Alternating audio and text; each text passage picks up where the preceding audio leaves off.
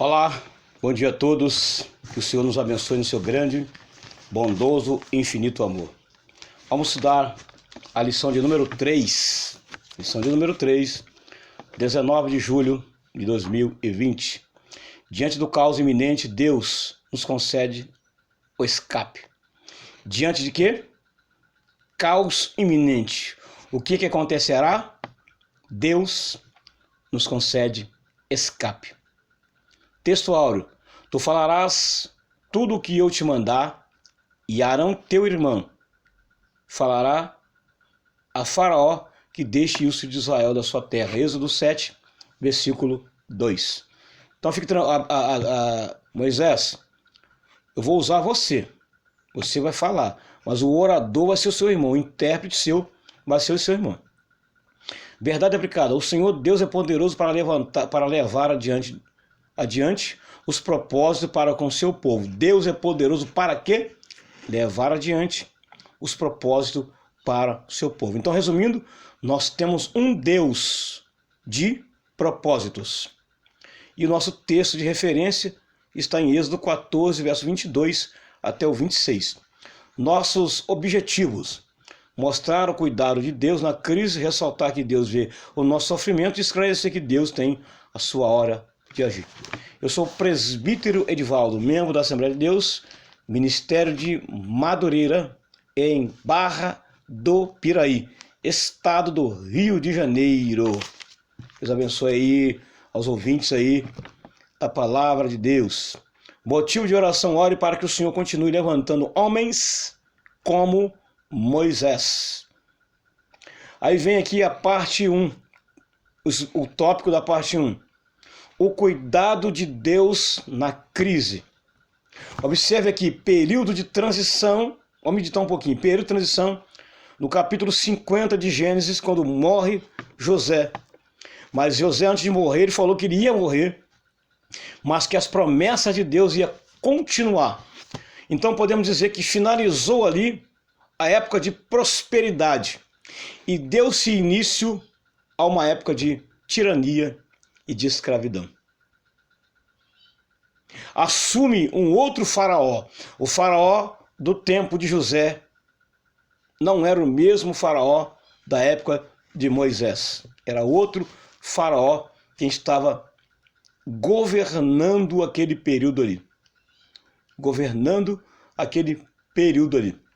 Vai falar do período de Moisés, quando ele surge no cenário, talvez o pior cenário para surgir Moisés foi esse cenário aqui. Um período de tirania, de escravidão, um período de assassinatos e mortes. E surge Moisés dentro de um cenário desse. Mas vamos meditar um pouquinho. Esse faraó, esse novo faraó, quando assume, ele já vem com uma ordem. Normalmente quem assume o governo, quando sai um governante e entra outro, geralmente as pessoas esperam ou melhoria ou pioria. As pessoas sempre esperam alguma coisa. Vai surgir sempre no cenário alguma coisa. E esse novo faraó, ele veio com uma ideologia. Qual era? Mandar matar todos os meninos e deixar vivas só as meninas. Aí começa o histórico da vida de Moisés. Arão e Joquebede, que são os pais de Moisés. Aí vem uma pergunta: será que eles sabiam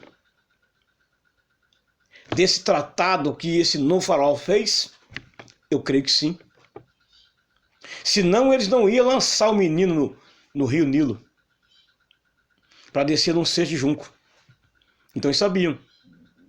E antes que os soldados fossem na casa de Arão e Joquebede para cumprir a ordem do faraó, antes ela coloca o menino num cestinho e coloca o menino descer rio abaixo, num cesto de junco.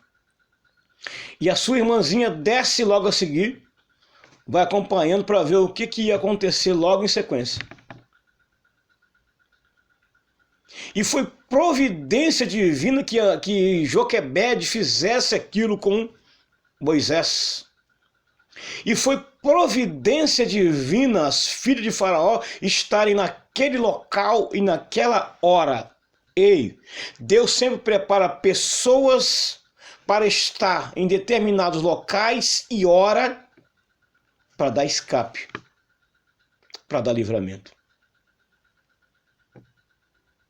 E usou as filhas de Faraó para cuidar do menino. E deu seu nome Moisés. Então quem deu o nome do menino não foi a mãe, nem o pai, mas foram as filhas de Faraó. E as parteiras cuidou muito bem. E guardou o menino muito bem. Muito bem. E aquele menino foi crescendo. A sua mãe se tornou a sua ama de leite. Mas ele foi criado no palácio de Faraó. Ensinado, instruído na liturgia de Israel. Estudou nas melhores escolas da Alexandria. Foi um homem bem formado. Mas Deus tinha algo além para ele. O propósito dele ser criado ali foi também providência divina. Ele foi criado ali e pôde acompanhar o sofrimento do seu povo enquanto ele esteve ali. Ele acompanhou de perto o sofrimento do seu povo enquanto ele esteve ali. Foi providência divina. Deus sempre terá as suas providências no momento certo. E na hora certa Deus tem. Tópico 1 diz: Deus sempre levanta alguém para nos socorrer. Deus sempre vai levantar alguém para nos socorrer. Aqui no caso aqui, ele levanta quem? Moisés. Mas dentro de um cenário de homicídio e dentro de um cenário de escravidão, Deus levantando alguém para libertar o seu povo dentro de um cenário de escravidão e assassinato. Deus levantou Moisés naquele cenário. É o que vai dizer aqui. A Bíblia narra com zelo a trajetória de Moisés, desde o seu nascimento até a sua morte, e Deus de toda maneira especial aprendeu sobre sua vida. Após ser liberto da morte e ainda menino, este homem se transformou no maior líder da história da nação de Israel. A história sobre a nação de Israel. Aí vem uma parte diz aqui, ó, o livro de Êxodo começa seu relato contando sobre a mudança de circunstâncias experimentada por Israel no Egito, passando de uma situação de prosperidade a um período de tirania e escravidão. O período que esse novo governante traz, o histórico que esse novo governante começa é morte ou assassinato, tirania e escravidão. Ninguém parava esse novo faraó porque ele se intitulava Deus. Bem diferente do outro faraó do tempo de José. Esse aqui era bem altivo, prepotente, arrogante. Prepotente, arrogante. Para dar uma ordem daquela de matar os meninos. Mas a vida do menino Moisés foi protegida. Lembrando que ele é a figura de Cristo, Jesus também. Quando Herodes quis matar todos os meninos, o anjo do Senhor falou com Maria e José para eles descerem para o Egito, porque Herodes queria matar o menino. Vocês fiquem lá, espere o tempo de vocês voltarem. Passou-se o tempo, Herodes morreu, e o Senhor falou com José e Maria: agora vocês podem voltar. Normalmente porque Herodes está morto. Então o título de Herodes é apenas um título, não é nome, mas é um título. Assim como o faraó, não é um nome, não é o nome dele, mas um título. Mas um título, não o seu nome. Não é o seu nome, é apenas um título e não nome.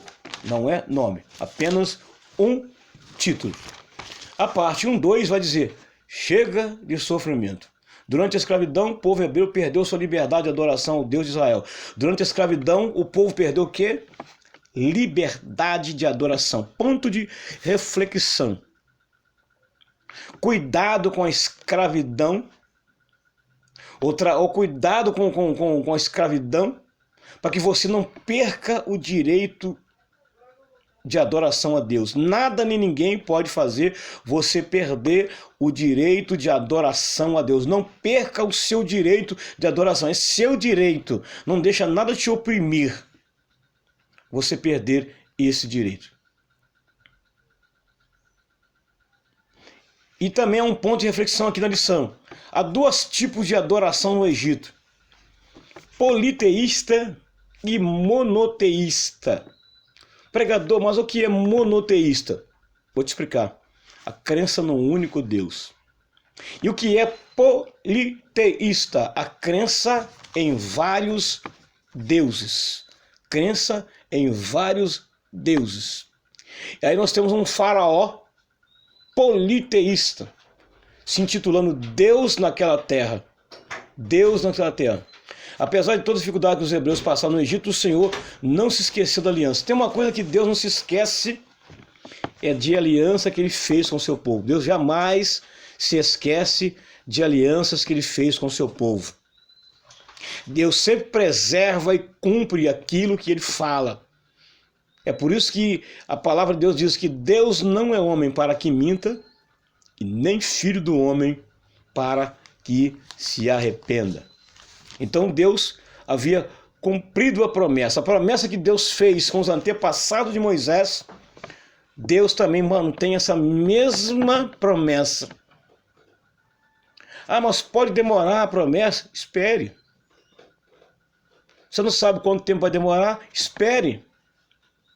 Aguarde, que o momento vai chegar.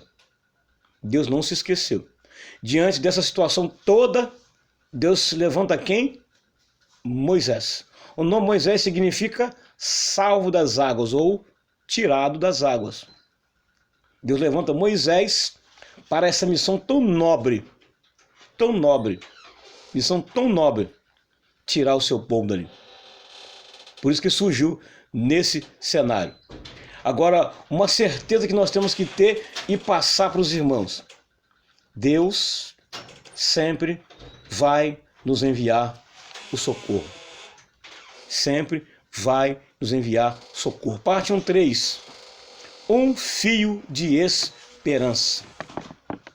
Um fio de esperança. Deus tinha planos. Nós estamos diante de um Deus que ele trabalha com projetos. Estamos diante de um Deus que trabalha com projetos. Trabalha com planos. E é executor de planos. Executor de planos. Deus tinha um plano. Que plano que ele tinha? Tirar aquele povo daquela situação. Tirou aquele povo, demonstrando para aquele povo que ele tinha carinho por eles e afeto com eles. E tinha uma promessa: tirar daquela terra e levar eles para a terra prometida. Tirar daquela situação, aquela situação oprimente, que estava oprimindo eles, escravizando, levar-os para uma terra prometida. Deus tinha uma promessa. Então surgiu um fio de esperança. E esse fio de esperança surgiu quando? Quando nasce Moisés. Quando nasce Moisés. Há um paralelismo entre Moisés e Jesus. Mateus 4,16 diz que o povo que estava assentado na região sombra da morte, a luz raiou. Então houve esperança para aquela gente, como houve esperança aqui quando Moisés nasceu. Quer dizer, o libertador chegou. É como se dissesse, ó, o herói para mudar essa situação chegou. O cara que vai mudar essa situação chegou. Como se Deus tivesse falado assim, ó, eu já preparei uma pessoa que vai tirar vocês desse cenário. Desse cenário. E Deus envia quem? Moisés. Moisés. Tem início aqui o processo de libertação dos israelitas. Começa aqui o processo de libertação. Começa o plano de Deus através de Moisés. Através de Moisés. Deus trouxe esperança para aquelas pessoas. Deu àquelas pessoas fio de esperança. Parte 2. Deus vê o nosso sofrimento. Deus vê o quê? Nosso sofrimento. O povo aqui, ó, eles estavam sendo obrigados a um aterrorizante e humilhante rotina de trabalho, amassar barro e depois pilhar os tijolos que eram produzidos por eles por meio de horas de trabalho, trabalhos escravos. O povo subjugado a trabalho escravos, jornadas pesadas de trabalho. Mas isso aqui era a intenção, eu li o texto da Bíblia, que era mesmo intencional do novo faraó oprimir de tal maneira para que estivessem cansados e não sobrasse tempos para adorar a Deus. Que aí o cansaço tiraria todo o tempo deles. As horas de trabalho longa, tiraria todo o tempo deles de adorar a Deus. Vale ressaltar para os hebreus não havia pausa, quer dizer, eles não tinham pausa, não tinha tempo para parar. O trabalho era rotineiro, a rotina era constante, o trabalho era árduo, era pesado. Eles não tinham tempo. Por quê? Porque o novo faraó tinha pressa para que a sua construção não parasse, mas seguisse adiante. Diante de tamanha exploração da mão de obra escrava, faraó de modo algum abriria a mão de Israel. Ele não queria abrir mão daquela gente, não. Ele podia colocar outras pessoas para trabalhar ali, amassando tijolo, amassando barro ali, para fazer tijolo. Mas ele queria aquele povo ali. Esse faraó novo que assumiu não conheceu o José do Egito, que foi o seu antecessor que passou por ali. Mas tenho certeza que alguém contou o seu histórico para ele, mas só que ele tinha uma linha de pensamento bem diferente do outro faraó. Não tinha nem intenção. Mas o que esse novo faraó não contava é que Deus ia colocar alguém no seu encalço. Que Deus estava preparando alguém para tirar o povo daquela situação humilhante, aterrorizante, situação de escravo mesmo. O faraó não contava com isso. Ele não esperava isso. Porque ele era prepotente, arrogante e se considerava Deus. Mas ele não contava que acima dele tinha um maior que ele, o Senhor dos Exércitos. Ele não contava com isso. Ele não esperava. Um povo marcado pela dor. Então eles eram marcados pela dor. Aí vem aqui, ó. A par disso, Deus iria orientar Moisés como consistente promessa de libertação. Deus falou com Moisés das promessas que tinha feito aos seus antepassados. E fala com ele aqui, reafirma de novo as promessas aqui. Aí vem a parte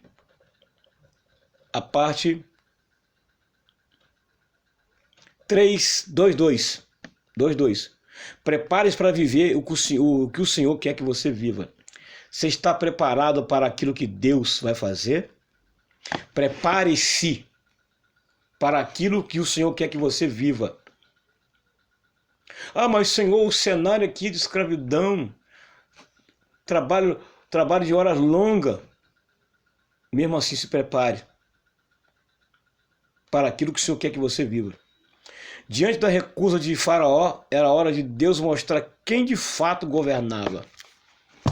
Quando Moisés vai lá, cumprindo uma ordenança de Deus, Faraó era duro. Diz a Bíblia que Deus endureceu o coração de Faraó. Ele se recusava de tudo quanto é maneira não deixar o povo ir. Era hora de Deus mostrar quem governava. Então Deus envia 10 pragas. Olha aí, ó. Começa as 10 pragas regionais. 10 pragas regionais, locais, nacionais. Era apenas ali. A nação egípcia. 10. Agora o povo hebreu Nada aconteceu com eles, mas o povo egípcio sofreu. A cada praga, uma pior do que a outra. São pragas avassaladoras que veio destruindo tudo o que estava pela frente.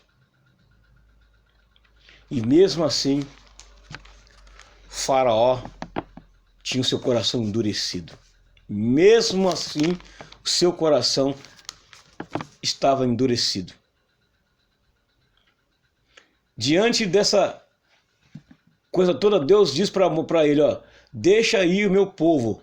Com o envio das pragas, o Senhor executou seus juízos sobre todos os deuses do Egito. A saída de Israel do Egito fazia parte do plano de Deus. Então, Deus já havia traçado aquilo ali, aquele plano para tirar aquele povo ali. Era plano dele, já havia traçado. O texto está dizendo aqui.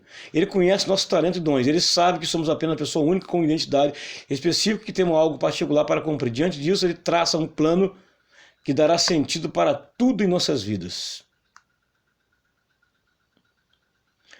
O escritor diz aqui, ó, logo depois da descrição rica em detalhe das 10 pragas do Egito, as quais os egípcios foram atingidos continuamente por prodígios terríveis, a história chega ao ponto culminante, quando o Faraó, dominado pelo poder imensurável de Deus, decide finalmente libertar o seu povo da escravidão.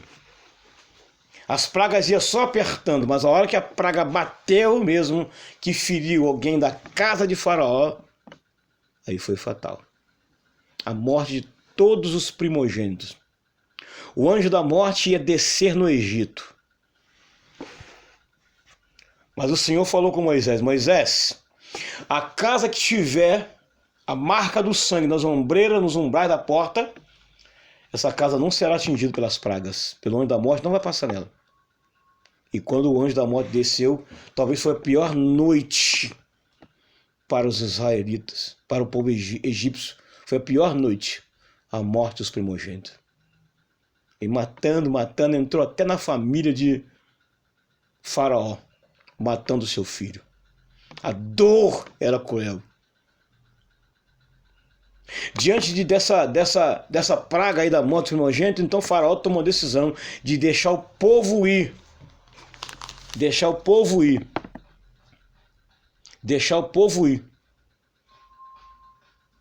Que é a parte 2:3, onde o povo começa a festejar.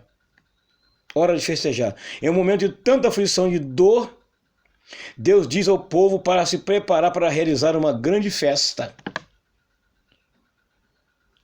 Os egípcios já não queriam mais aquela gente ali, queriam que eles fossem embora. Quando deu a ordem que eles podiam partir e ir embora, eles começaram o quê? Festejar. Eu vou fazer uma reflexão aqui. Talvez o momento não é de festejar. Talvez a hora não é de festejar. Mas às vezes nós, movidos pela emoção, movidos pelo sentimento, o ser humano ele comemora antes do tempo. Talvez não é hora de comemorar, é o tempo. Depois de anos de sofrimento, também tem razão, 430 anos de sofrimento. Era a hora do povo de festejar. Se você estiver diante da pior crise de sua vida, não veja isso como abandono de Deus, tá? Isso não é abandono de Deus. Não veja isso como abandono de Deus, azar, praga ou injustiça. Sendo assim, celebre ao Senhor, quem consegue celebrá-lo na crise. Você consegue agradecer a Deus diante da crise? Agradeça a Deus diante da crise. Mas como assim, pregador? Agradeça a Deus diante da crise. Temos que ser grato a Deus por tudo.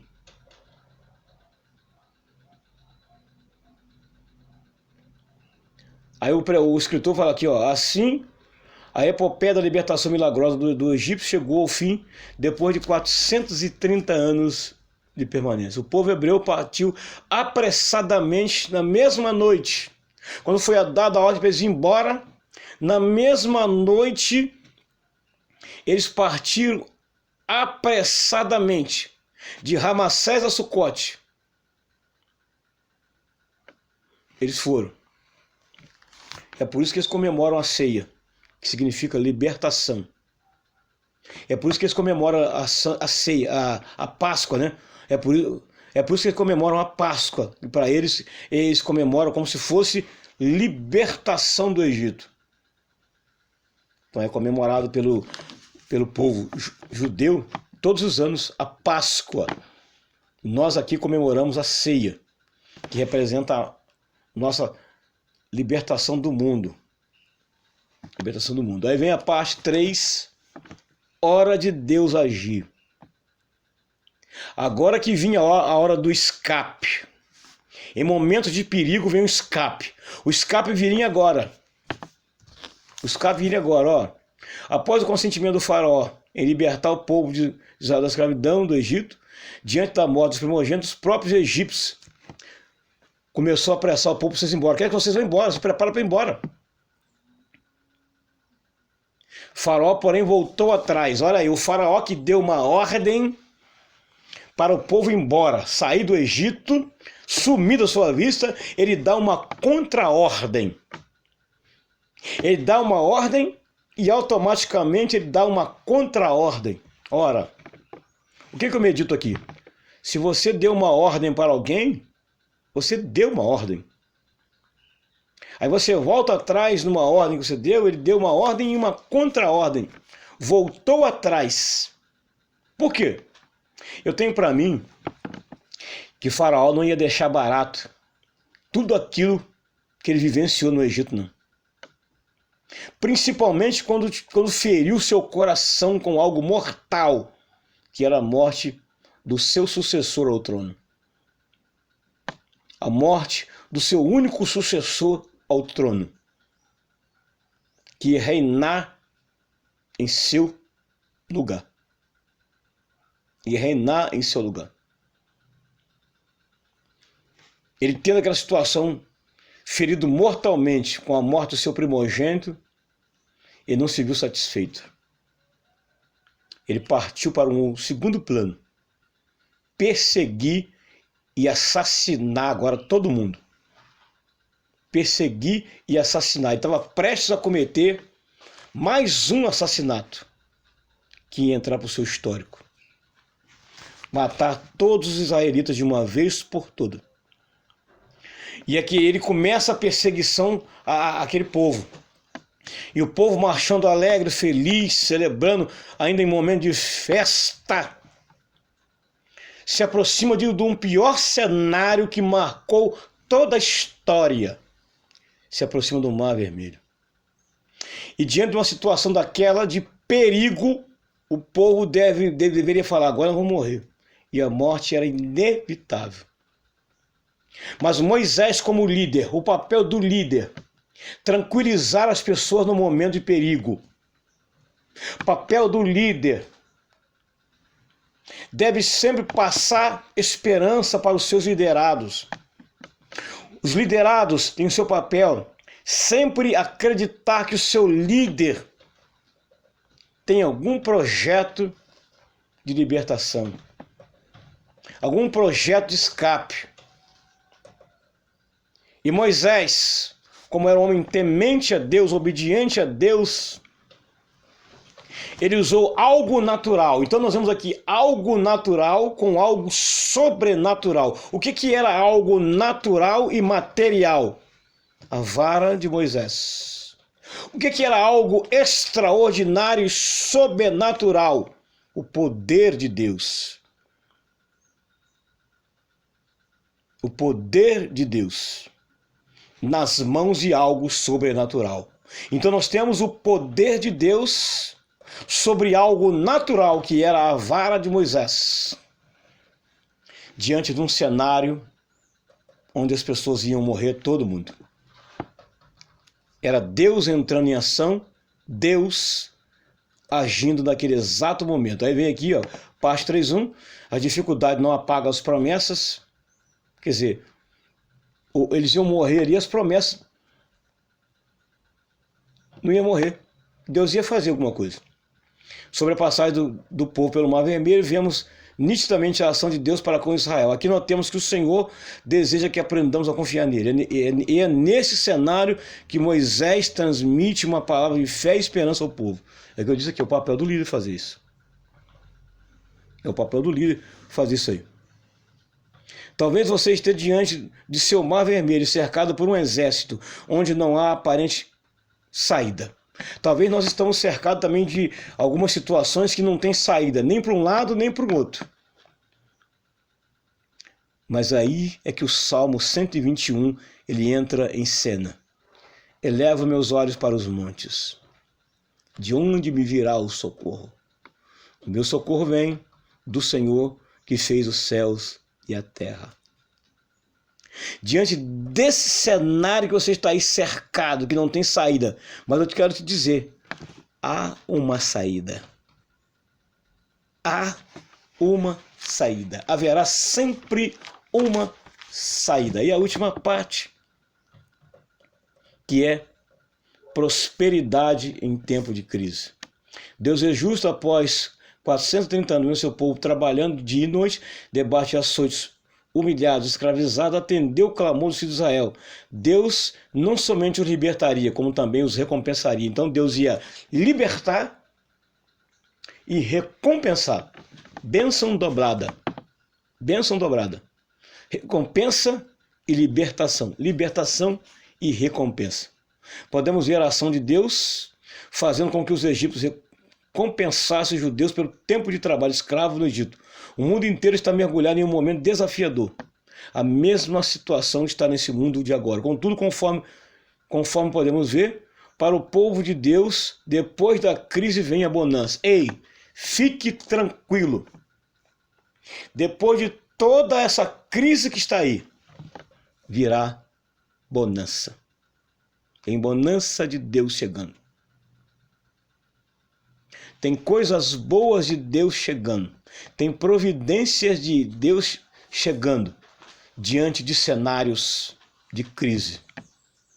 Cenários aterrorizantes, humilhantes, há providências divinas de Deus chegando. E a parte 3.3, diante, Deus tem o controle de tudo em suas mãos. A primeira crise, aí vem aqui, ó, até que surge a primeira crise pós-escravidão.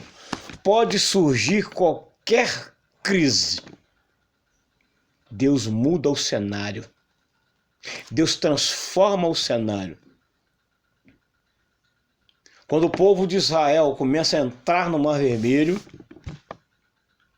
Faraó com seu exército vem logo atrás. Vem logo atrás.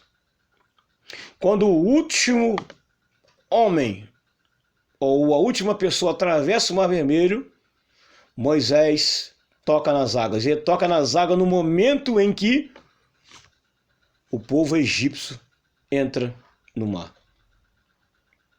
E Faraó entrou junto com ele. E ali foi exterminado todo o exército de Faraó, e inclusive o Faraó. Morreu ali. Morreu ali. Fim daquela dinastia. Morreu ali. Desafiar a Deus é muito perigoso. Deus tem o controle de todas as situações em suas mãos. Tudo está sob o seu controle. Tenha sempre essa certeza. Então, a lição de escola dominical que hoje eu estou transmitindo é: diante de caos iminente, Deus nos concede o escape. Termino essa palavra dizendo para você o seguinte: fique tranquilo. Fique tranquilo. Há um hino que diz assim, ó: fica tranquilo, não se desespera, pois o que Deus te prometeu, Ele vai cumprir. Porque estamos diante de um Deus que é fiel para cumprir suas promessas. Amém? Que o Senhor nos abençoe em Cristo Jesus.